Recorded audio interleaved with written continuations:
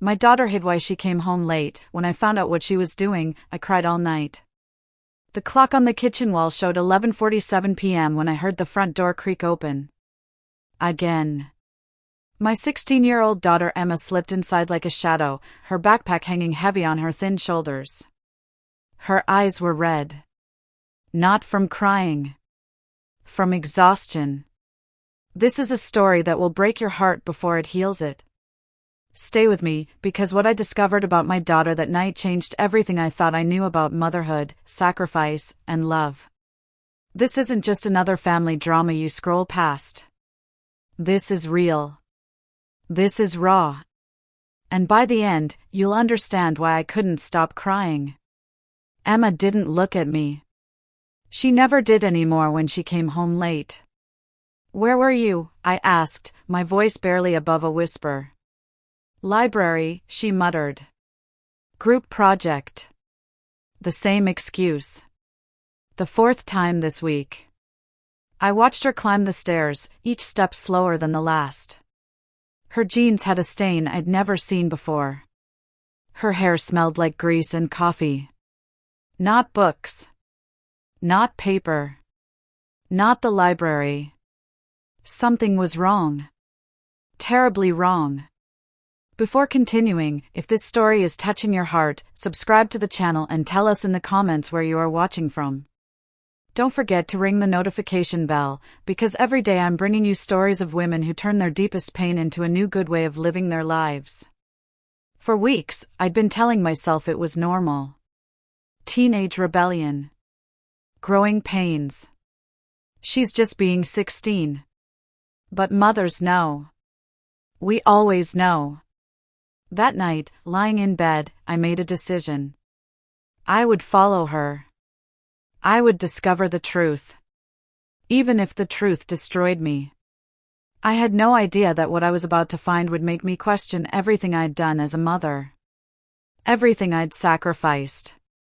Everything I thought I was protecting her from. The truth was waiting.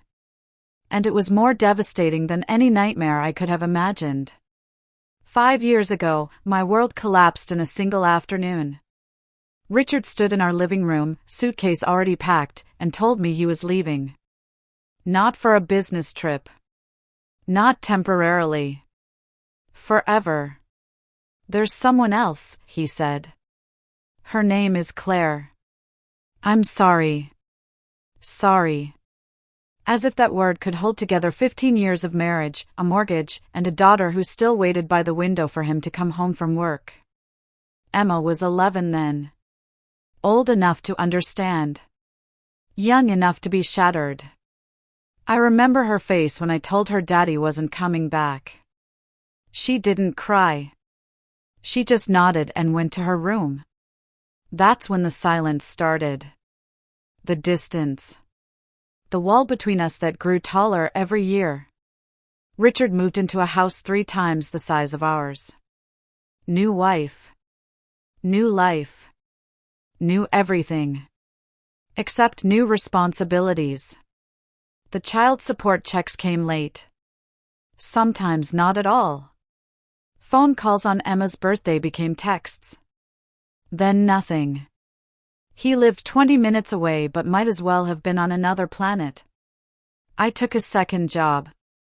Then cut back to afford to be home when Emma got back from school. I juggled shifts at the grocery store and evening cleaning jobs at the office complex downtown. My hands grew rough. My back ached constantly. But Emma never went without. Or so I thought. She was such a bright child. Always smiling. Always drawing pictures and leaving them on my pillow with hearts and "I love you, Mom" written in crayon. But somewhere between 11 and 16, that light dimmed. She stopped drawing. Stopped talking about her day. Stopped letting me into her world. I blamed myself. Maybe I worked too much. Maybe I was too tired to notice. Maybe she resented me for not being enough, for not being able to give her the life her father's new family had. The guilt ate at me every single night. 3 months ago, things shifted again. Emma started coming home later. First 30 minutes. Then an hour. Then 2. Always with excuses. Always vague. Always avoiding my eyes. Library closed at 9. I checked. Her study group didn't exist. I called another mother. Her friends hadn't seen her in weeks. Where was my daughter going? I tried to talk to her. Tried to bridge that gap. Honey, you can tell me anything, I said one evening, touching her shoulder in the kitchen. She pulled away. I'm fine, Mom. Just busy with school. But she wasn't fine. I could see it in the dark circles under her eyes. In the way she moved like someone twice her age. In the way she flinched when I asked questions. My mind went to dark places. Drugs. That's what happens to kids with absent fathers, right? Or maybe a boy. Some older guy taking advantage of her loneliness. Maybe she was in trouble. Pregnant. Scared. I couldn't sleep. Couldn't eat. Every night I waited by that window like she used to wait for her father, watching the street until her silhouette appeared under the streetlight. Mrs. Patterson from next door stopped me one afternoon as I was getting the mail. She's a good girl, your Emma, she said, adjusting her glasses. I know, I replied, trying to smile. Mrs. Patterson looked at me with those wise old eyes that had seen 73 years of human nature. I've seen her walking alone at night, she continued. Down by the highway. Near that all-night diner. My blood went cold. A diner? On the highway? That was nearly 2 miles away. What could Emma possibly be doing there? Thank you, I managed to whisper. That night, I couldn't take it anymore. Emma left the house at 8:30 p.m. Backpack on. Hood up. Moving fast. I grabbed my car keys and followed. The rain had started. Light at first, then heavier. My windshield wipers beat a rhythm that matched my racing heart. I kept my distance, watching her small figure moving through the darkness. She didn't take the bus. Didn't call anyone for a ride. Just walked. Block after block. My daughter. My baby. Walking alone in the rain. What kind of mother had I become? How had I let it get this far? She turned onto the highway access road. My hands gripped the steering wheel tighter. The neon lights of the diner appeared ahead. Red and blue, flickering in the rain. Emma walked straight to the back entrance. And disappeared inside. I parked across the street, engine running, wipers still going. Through the large front windows, I could see inside. Booths with red vinyl. A long counter. Tired-looking truckers hunched over coffee. And then I saw her. My daughter emerged from the back wearing a uniform I'd never seen. A brown apron. A name tag. She tied her hair back and picked up a coffee pot. She was working. Emma had a job. A secret job. For a moment, I felt relief. Not drugs. Not a boy. Just work. But then the questions crashed over me like a wave. Why? Why would she hide this? Why would a 16-year-old girl walk 2 miles in the rain to work at a diner without telling her mother? I sat in that car for 20 minutes, watching her move between tables. Watching her smile at customers. Watching her wipe down counters and refill sugar dispensers. She moved with purpose. With exhaustion. With something I recognized because I saw it in my own mirror every morning. Desperation. I couldn't breathe. My hands were shaking. The rain pounded on the roof of my old Honda, but all I could hear was my own heartbeat. Finally, I turned off the engine. Got out. Walked through the rain to the diner door. The bell chimed when I entered. Emma was at the far end, her back to me, taking an order from an elderly couple. I slid into a booth near the door. When she turned around, coffee pot in hand, our eyes met. The color drained from her face. Time stopped in that diner. Emma stood frozen, the coffee pot trembling in her hand.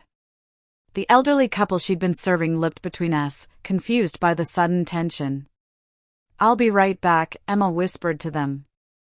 She set down the coffee pot and walked toward my booth. Each step looked like it took all her courage. She slid into the seat across from me, still wearing that brown apron, still wearing that exhausted expression. For a long moment, neither of us spoke. The diner sounds filled the silence. Clinking dishes. Low conversations. The hiss of the grill. The rain against the windows. "Why?" I finally said. Not angry. Not accusing. Just broken. Emma's eyes filled with tears, but she blinked them back hard. The same way I'd taught myself to do. "How long have you known?" she asked instead of answering. "Tonight." "Just now." "I followed you." She nodded slowly, like she'd been expecting this. Like she'd been waiting for this moment for months. A middle-aged waitress with red hair approached our table. "You okay, Emma?" she asked, giving me a protective look. "I'm fine, Sarah," Emma said. "This is my mom." Sarah's expression shifted immediately. Oh, honey." She looked at me with something between pity and understanding. "You've got a special kid here. Real special." She squeezed Emma's shoulder and walked away. Emma watched her go, then turned back to me. "I've been working here for 2 months, she said quietly. Tuesday through Saturday. 6 to midnight. 6 to midnight. School ended at 3. That meant she was working 6-hour shifts. Walking home alone after midnight. My baby. My 16-year-old baby. "Why would you do this?" I asked, my voice cracking. "Why wouldn't you tell me?" Emma looked down at the table. Her fingers traced patterns in a coffee ring someone had left behind. "Because I knew you'd say no." Of course I would say no. "You're a child. You should be studying. Being with friends. Living your life." She laughed then. A bitter sound I'd never heard from her before. "Living my life? Mom, do you know what my life is?" I didn't answer. Couldn't. "My life is watching you work yourself to death," she continued, her voice rising slightly. "My life is pretending not to notice when you skip dinner because there's only enough for one.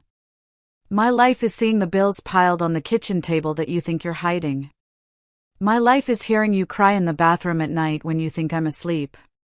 Each word hit me like a physical blow. "Emma," I whispered. "I found the medical bills, Mom. 3 months ago. In the recycling bin. Your prescription for blood pressure medication that costs $200. The refill you never picked up because we couldn't afford it." I felt something break inside my chest. "You're not supposed to know about that." "Why not?" She was crying now, tears streaming down her face. "Why am I not supposed to know that my mother is choosing between her medication and keeping the lights on? Why am I not supposed to care?" "Because you're the child," I said, my own tears finally falling. "It's my job to take care of you. Not the other way around." Emma reached across the table and grabbed my hands. Her palms were rough. Calloused. From carrying trays. From working. "When did you become so grown up?" I whispered. "When I realized you needed me to be." We sat there crying together in that diner booth. Other customers glanced over but looked away quickly, giving us privacy in our pain. Before we continue, make sure to like this video and subscribe. With your support, we can keep bringing more stories from powerful women that touch the heart of all of us. Tell me everything, I said when I could speak again. Emma took a shaky breath. It started 4 months ago. I came home early from school and saw you at the kitchen table. You were holding a stack of bills and just staring at them. You didn't even hear me come in. You just sat there with this look on your face like you were drowning. I remembered that day. The electric company had threatened to shut off service. The credit card was maxed out. The rent was due. That night, I heard you on the phone, Emma continued. You were talking to Dad, begging him to send the child support he owed. And he laughed, Mom. He actually laughed and said he'd get to it when he could. Then he hung up on you. My hands clenched into fists remembering that conversation. I wanted to drive to his fancy house and scream at him, Emma said. I wanted to tell him what a worthless father he is. But then I realized something. He doesn't care. He's never going to care. So I decided I had to do something myself. She explained how she'd walked into this diner one afternoon and asked for a job. How she lied about her age, said she was 18. How the owner, a kind man named Frank, probably knew she was lying but gave her a chance anyway because he had a daughter her age. I work 24 hours a week, Emma said. I make minimum wage plus tips. In 2 months, I've saved almost $1,500. $1,500. I started sobbing. Hard, ugly crying that I couldn't control. Where is it? I asked. The money. Emma bit her lip. In my sock drawer. In an envelope. I was going to give it to you next week. For the electric bill and your medication and maybe some groceries. No, I said firmly. No, Emma. You're not doing this. Mom. I don't care how much we're struggling. You're not sacrificing your childhood to fix my problems. There are problems, she insisted. We're a family.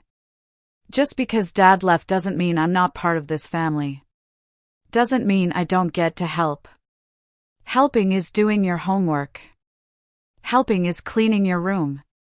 Helping is not working 6-hour shifts in a diner when you should be sleeping. But we need the money. I need my daughter more. We stared at each other across that table. Both stubborn. Both exhausted. Both trying to save the other. Sarah came back to the table with 2 cups of coffee and 2 slices of apple pie. On the house, she said. You two need a minute. After she left, I looked at Emma. Really looked at her. At the young woman she was becoming. Strong. Determined. Selfless to a fault. You're not working here anymore, I said. Mom. I'm not asking. I'm telling you. You're 16. You're going to quit this job and focus on school. And what about the bills? What about your medication? I'll figure it out. How? I don't know yet. But I will. That's my job as your mother. To figure it out. Emma shook her head. That's exactly the problem, Mom. You've been figuring it out alone for 5 years. You don't have to do that anymore. Yes, I do. No. She squeezed my hands tighter. You don't. We're partners now. Whether you like it or not. We finished our pie in silence.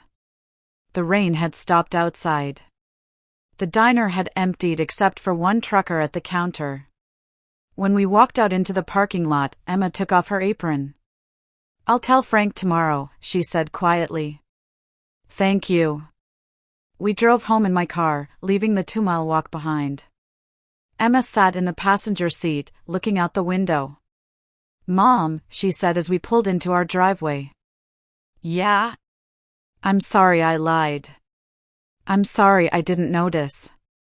We sat in the dark car for a moment longer. I love you, I whispered.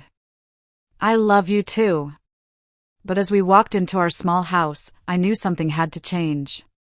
Not just for Emma. For both of us. And there was one person who needed to hear exactly what I thought about his failures as a father. Richard.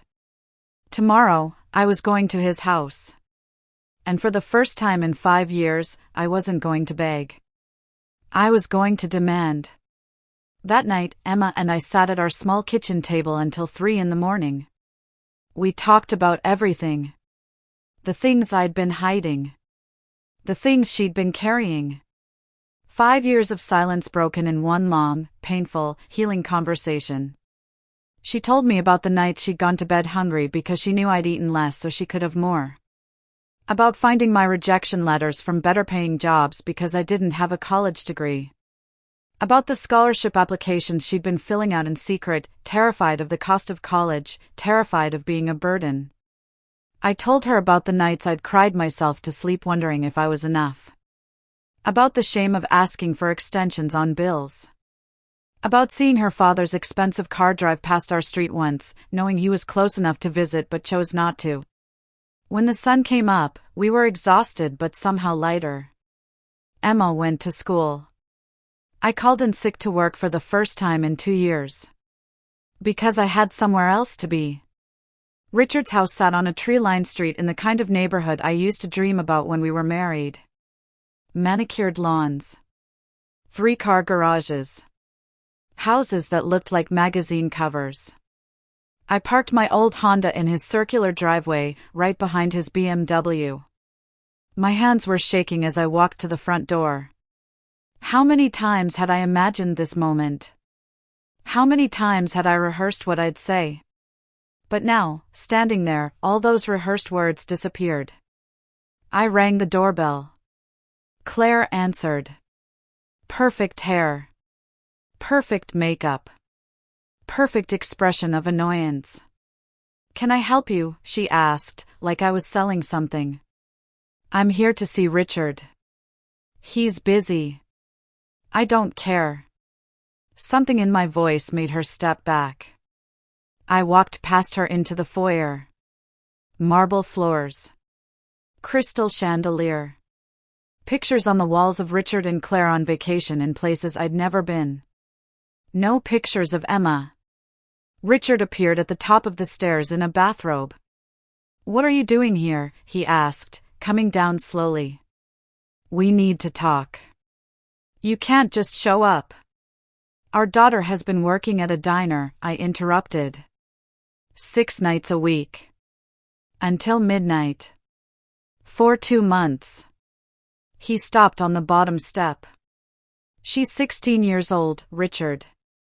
She's been walking 2 miles each way to work a job she got because she was trying to save money to help me pay bills. Bills that include the child support you rarely send. His face reddened. I send what I can. What you can? I looked around at his enormous house. What you can? Claire appeared in the doorway, arms crossed. Richard, you don't have to listen to this. I turned to her. You're right. He doesn't have to listen. He's very good at not listening. At not seeing. At not being there. That's not fair, Richard said.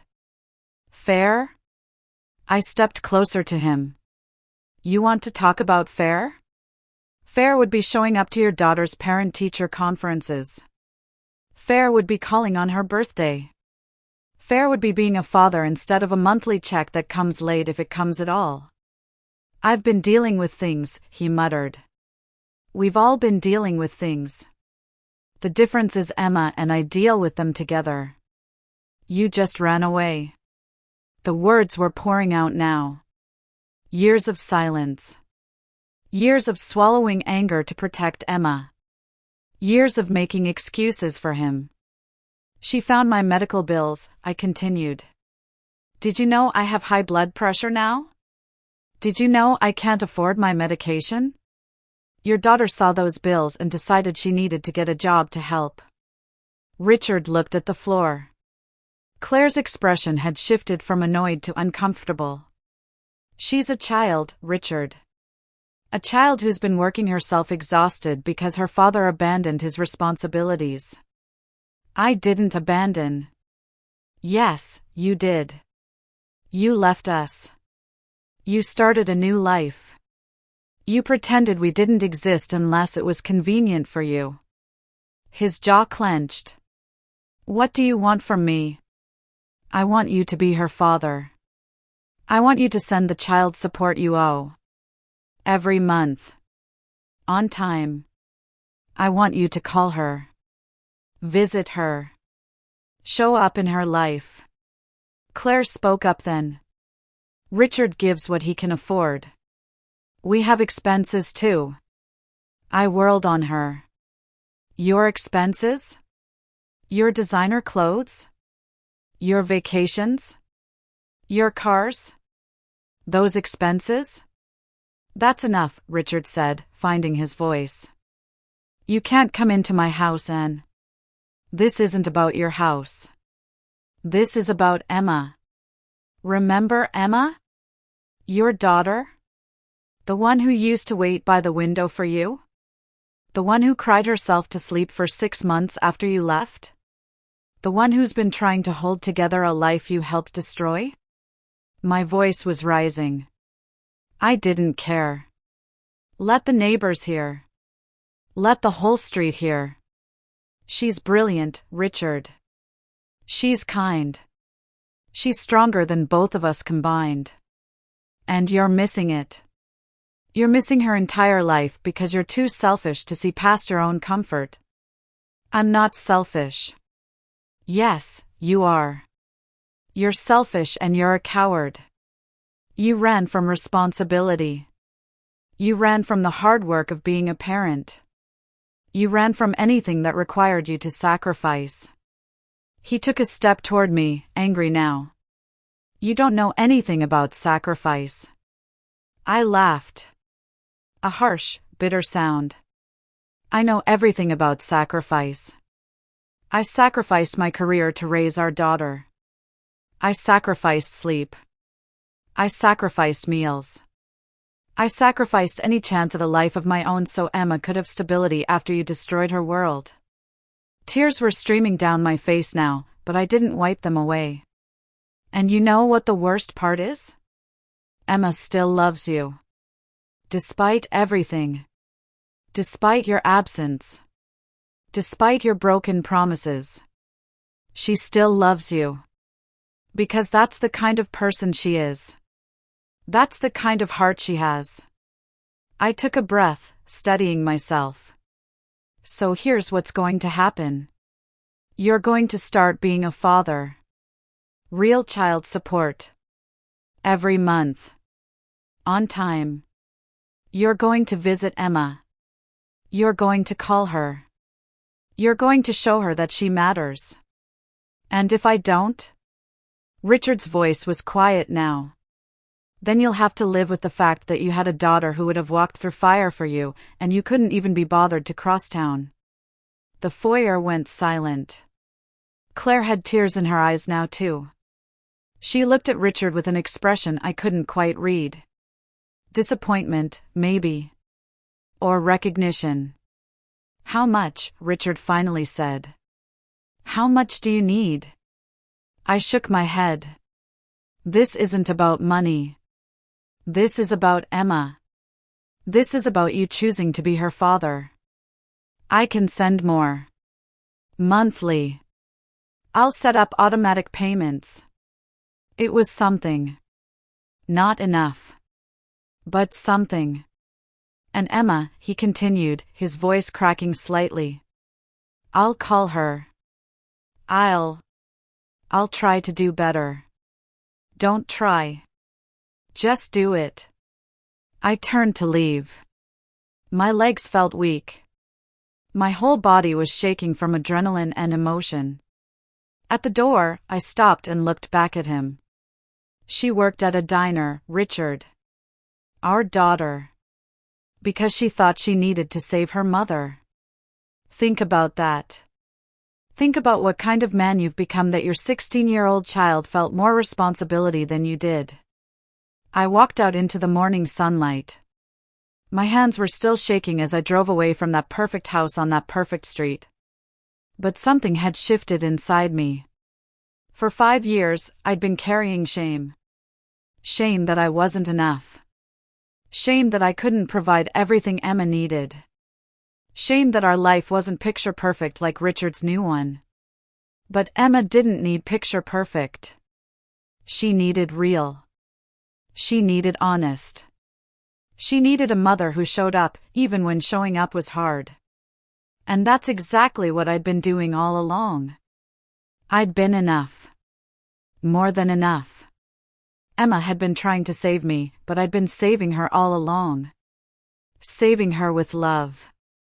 With presence. With the kind of devotion that doesn't come from money or big houses or easy choices. When I got home, Emma was already back from school.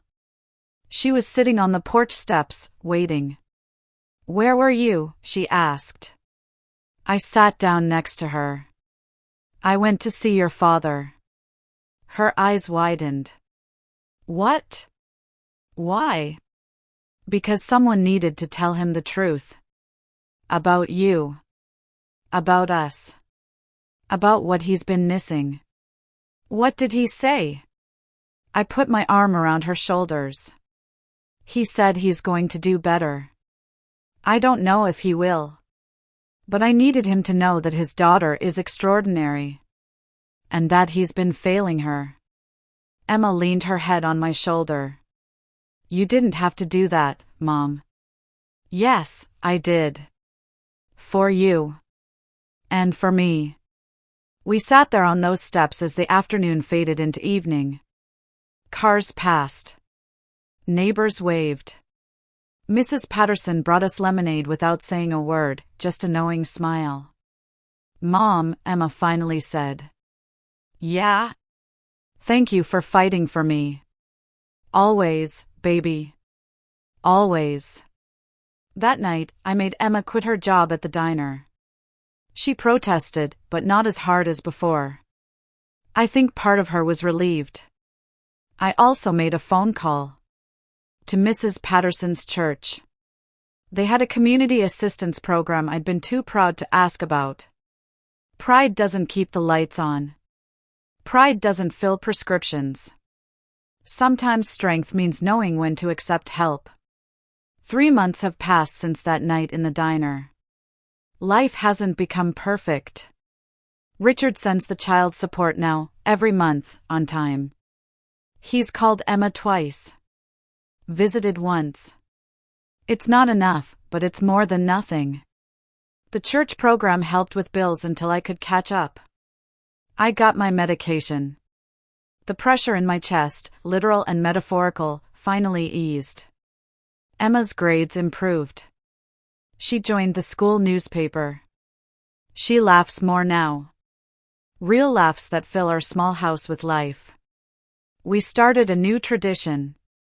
Every Sunday morning, we make breakfast together in our tiny kitchen. Pancakes. Eggs. Orange juice.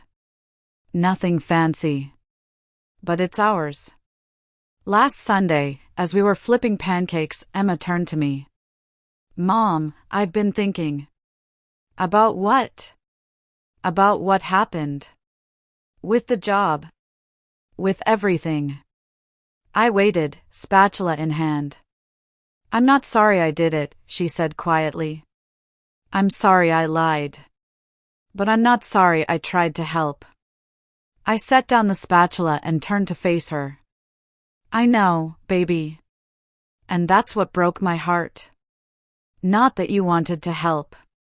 But that you felt you had to. We're a team though, right?" She looked at me with those eyes that were still so young but somehow so old. "Yes. We're a team. But I'm still the captain." She smiled. "Co-captains?" I pulled her into a hug. "Co-captains. The truth is, that night when I discovered what Emma had been doing, I cried for hours. Not just from the shock or the pain, but from a love so overwhelming it felt like it would crack me open. My daughter had seen me struggling and decided to carry the weight with me. At 16. When she should have been worried about homework and friends and being young. She sacrificed her freedom because she loved me that much. And that's when I realized something profound. I'd been so focused on what I couldn't give her that I'd missed what I had given her. I'd given her compassion, resilience, the ability to see suffering and respond with action instead of indifference. She learned those things from me. From watching me work 2 jobs. From seeing me choose love over bitterness after her father left. From witnessing quiet strength every single day. I wasn't a failure. I was her example. And she was mine. Mrs. Patterson stopped by yesterday with a plate of cookies. She does that now, checking on us, making sure we're okay. Your girl is something special, she said, settling into our worn couch. She is. Takes after her mother. I laughed, but Mrs. Patterson's expression was serious. You think you haven't given her enough. But you've given her everything that matters. Character. Love. The knowledge that she's worth fighting for. Those words stayed with me long after she left. This morning, I found something in my wallet. A note, folded small, in Emma's handwriting. Mom, you are the strongest person I know. Thank you for showing me what real love looks like. Thank you for never giving up. Thank you for being exactly who you are. I love you forever. Emma. I'm crying again as I hold this note. But this time, the tears are different. They're not from pain or exhaustion or fear. They're from gratitude. Gratitude for a daughter who sees me. Really sees me. Not as perfect, but as human. As trying. As loving her with everything I have. Our life isn't the one I imagined when Emma was born. It's smaller. Harder. More complicated. But it's also richer. Deeper. More real. Because we built it together. Through struggle and sacrifice and stubborn, unbreakable love. Emma is applying to colleges now. She wants to study social work. To help other families like ours. To be for others what she tried to be for me. And I know she'll change the world. Because she already changed mine. That night at the diner, when I saw my daughter in that uniform, I thought my heart would break from sorrow. From the weight of my perceived failures. But it broke open instead. And in that breaking, something new grew. Understanding. Partnership. A love that doesn't need to be perfect to be everything. We're sitting on the porch now, Emma and I, watching the sunset paint our small street in gold and orange. Are you happy, Mom? She asks. I look at her. At this remarkable young woman who used to be my baby. Who will always be my baby. Yes, I say. I am. And I mean it. Because happiness isn't a big house or an easy life or a husband who stays. Happiness is sitting on a worn porch step with your daughter, knowing that whatever comes next, you'll face it together. Happiness is being seen. Being loved. Being enough. We are enough. We always were. If this story moved you, click on the next video that's appearing on the screen now. I'm sure you'll be surprised by this new emotional and heartbreaking story I have right here to tell you.